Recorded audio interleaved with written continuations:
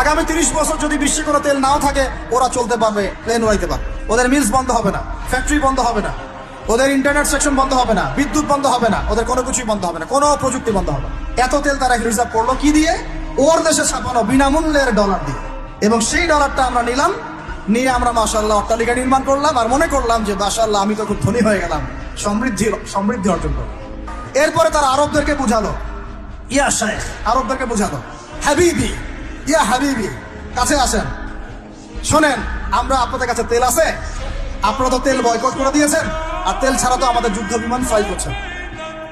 তেল কাদেরকে দিয়েছে আল্লাহ পাক? মিডল ইস্ট আরবকে দিয়েছে, ঠিক আছে? এখন হাবিবিকে বলা হচ্ছে যে আপনারা তো তেল বয়কট করে দিলেন। এটা করেছিল বাদশাহ ফয়সাল বলেন রাহিমাহুল্লাহ, উনি একজন সাহসী নেতা ছিলেন, এই জন্যই তাকে গুপ্ত হত্যা করা হয়েছে। সাহসী যারা, তাদেরকে গুপ্ত হত্যা করে, এটা একটা সুন্নত, এটা মাথায় রাখবেন।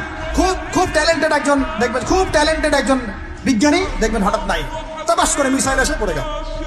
এমন সূক্ষ্ম স্নাইপার দূর থেকে 12,000 কিলোমিটার দূর থেকে মেরে দিলে আপনার কলিজার মধ্যে চলে গেল।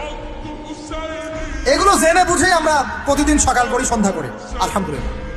কারণ অ্যাটলিস্ট আপনাকে তো জানতে হবে, জেনে নেন, পরে আপনারা চিন্তা করবেন যে কিভাবে লাইফ লিড করবেন। ফাযাক্কির ইন্নামা আনতা মুযাক্কির, আপনি উপদেশ দিন, শুধু আপনি উপদেশ দাতা, লাস্তা আলাইহিম বিমুসাইতির। ফাযাক্কির ইন্নাফা